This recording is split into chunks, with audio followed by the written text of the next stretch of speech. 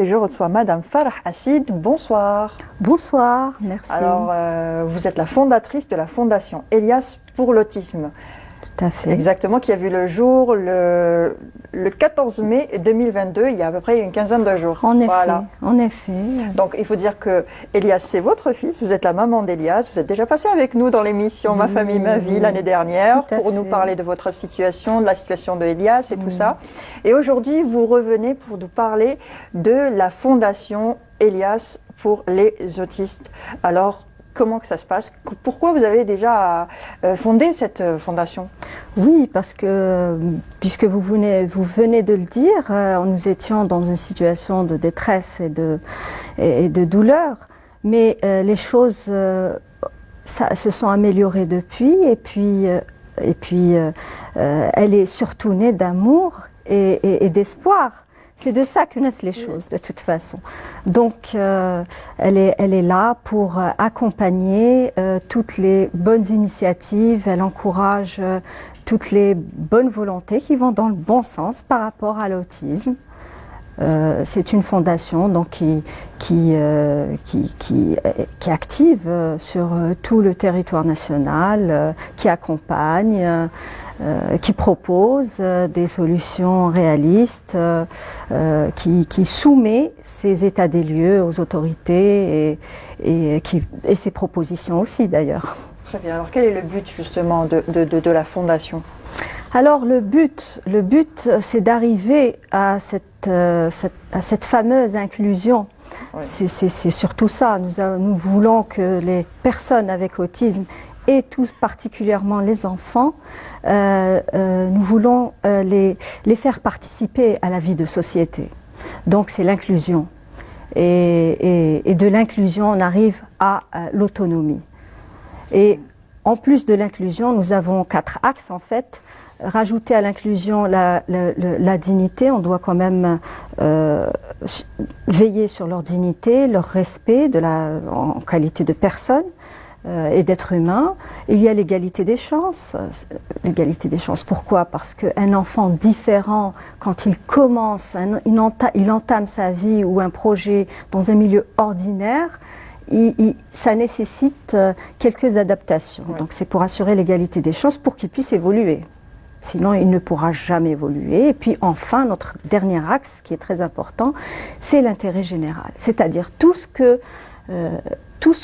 qui touche l'autisme doit servir à tous, à tout le monde. On cherche l'épanouissement de tout le monde en fait, et les enfants autistes et les autres enfants. Très bien. Et comment que ça se passe concrètement sur le terrain? Alors sur le terrain, voilà, donc nous sensibilisons,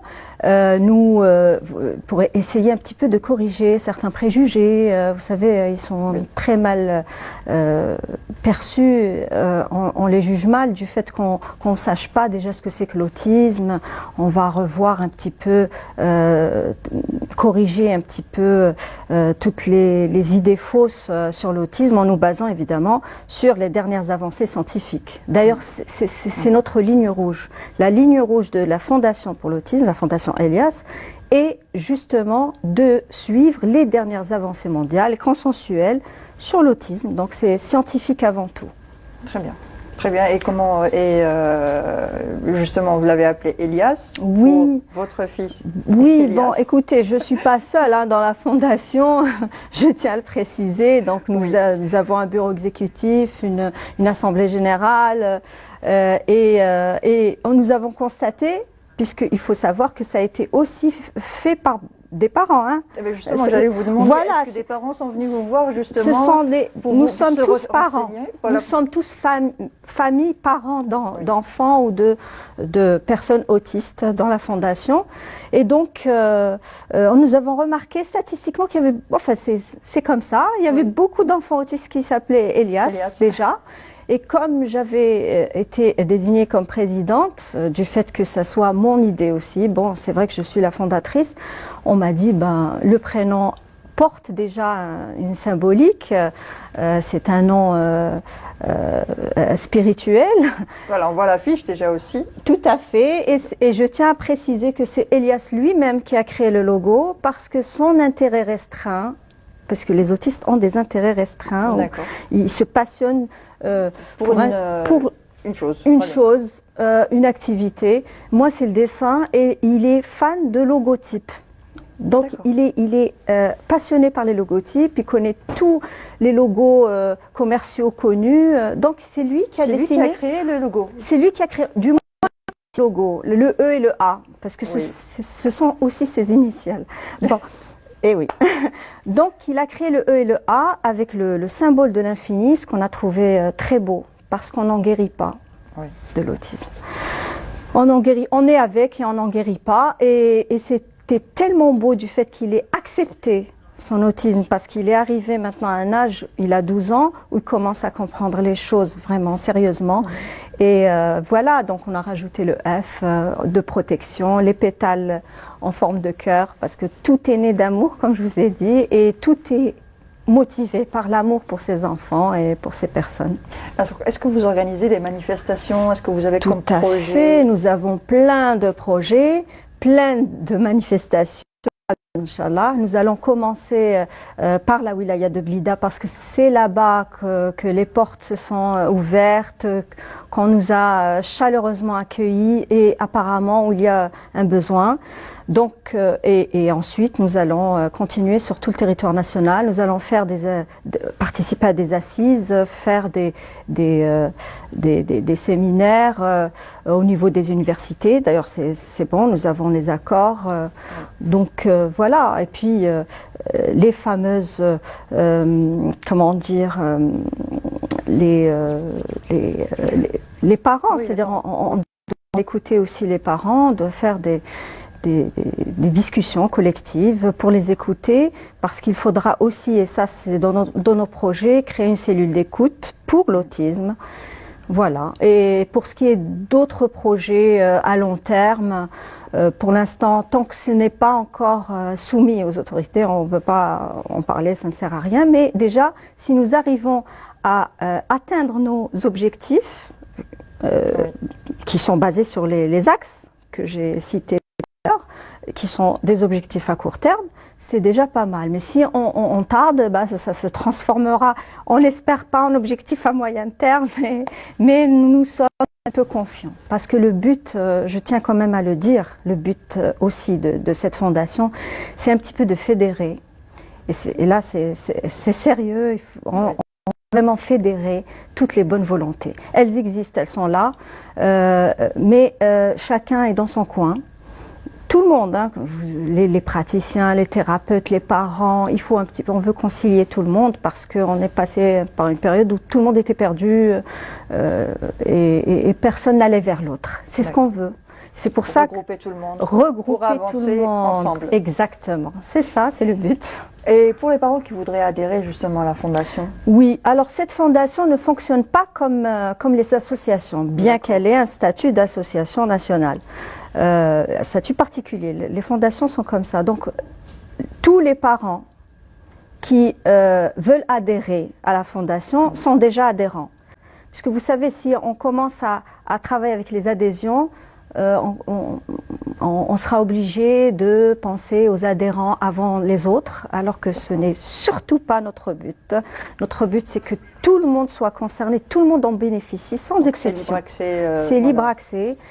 Tout le monde est concerné. D'ailleurs, les comités scientifiques que nous sommes en train de préparer, du fait de justement nos différentes présentations et sensibilisations, ce sont des conseillers externes. Ils ne sont pas forcément membres, mais ils participent, ils nous aident, comme les autorités d'ailleurs. Ils font partie de nos partenaires, on le précise. Donc pas besoin d'adhérer quand on adhère déjà à l'idée. Et sur les réseaux sociaux aussi? Sur les réseaux sociaux, oui. Tout à fait. Nous avons 2 pages Facebook, Instagram, une en arabe et une en français. Très bien. Pour tout public. Voilà, ils sont les bienvenus. Fondation FEA ou Fondation Elias Autisme.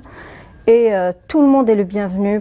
Tout le monde peut poser ses questions. On est aussi là pour les accompagner, les orienter, leur donner les bonnes instructions à suivre, légales. Est-ce que vous avez un siège justement, ou est-ce qu'on pourrait se déplacer vers vous? Nous allons, comme nous activons sur tout le territoire national, nous allons placer nos relais par région pour commencer, et ensuite par wilaya, Inch'Allah. Mais pour l'instant, c'est par région. Voilà, on peut nous contacter sur les réseaux sociaux, il n'y a pas de souci.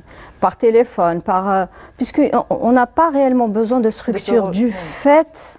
On a un siège, évidemment, puisque nous existons, mais on n'a pas besoin de structure. On peut les accueillir, on va afficher d'ailleurs les différents endroits où ils seront les bienvenus, et voilà. Est-ce que vous recevez justement des subventions, que ce soit de l'État ou... Pour l'instant, on n'a pas encore pensé à ça. Je vous cache pas. Je vous cache pas. Oui. Parce qu'on pense surtout à participer aux réflexions collectives. C'est surtout ça qui nous intéresse. Et puis s'il y a des subventions, évidemment, ça va nous aider à aider. Parce que c'est ça notre but. Ça reste quand même un établissement non lucratif. Oui. Il est non lucratif. C'est très important de le dire, et on y tient. Parce qu'on va aussi travailler sur l'aspect social du problème. Oui. C'est ça le problème, c'est les moyens. Donc comment vous allez aider ces gens-là? En proposant, en restant dans l'idée de justement d'égalité des chances. Faire bouger les choses aussi. Sur ce plan-là, parce que les gens n'ont pas les moyens. Donc c'est une fondation, comme j'ai dit, non lucrative, qui aura peut-être besoin d'aide, effectivement. Mais bon, oui, elle aura besoin d'aide tôt ou tard. Elle est apolitique, elle est égalitaire, solidaire, coopérative. On insiste sur ça, puisqu'il faut fédérer, il faut créer une force multidimensionnelle d'ailleurs, puisque l'autisme touche toutes les dimensions, tous les secteurs. Très bien. Merci encore, Farah. Merci à vous, merci Mounia. Comme à chaque fois tout plaisir est pour moi. Je te tutoie parce qu'on se connaît. Oui, on se connaît en fait. Bon. Donc, si tu voulais dire un dernier mot avant de partir pour la fondation, pour les parents d'autistes.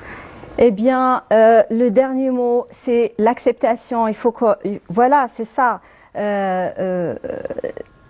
Ces enfants, tout le monde doit les accepter. C'est l'environnement qui doit les accepter. Quand tout l'environnement les accepte et aide à leur prise en charge, il n'y a plus de problème. Donc il faut accepter ces enfants parmi nous, il faut les aider à intégrer notre société, et vous verrez ce qui peut en sortir. Car attention, l'autisme pur, nous sommes en train de parler d'autisme pur parce qu'on confond beaucoup, pardonnez-moi, je sais que c'est la fin, mais on confond beaucoup l'autisme avec d'autres troubles, et ça cache l'essence de l'autisme. Les autistes peuvent être des génies, peuvent ne pas l'être.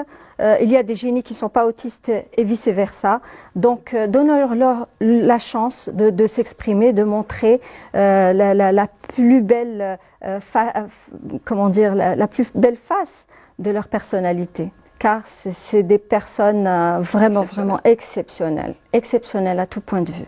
Merci encore. Je rappelle, Madame Farah Hassid, vous êtes fondatrice de la Fondation Elias pour l'autisme. Merci encore. Merci à toi, Mounia, merci. Et tout de suite, nous passons à la dernière rubrique avec Le Saviez-vous avec Wahida Salmchlef. Je suis très contente d'avoir vu Farah, parce que c'est une vraie combattante. Je voulais vraiment te remercier. Voilà, merci d'avoir pensé vraiment à elle. Je suis en contact souvent avec elle. On est resté en contact depuis la première fois où elle est passée avec moi dans l'émission Ma famille, ma vie. Et c'est une vraie maman Moi, courage. je l'appelle la guerrière, Farah, la guerrière.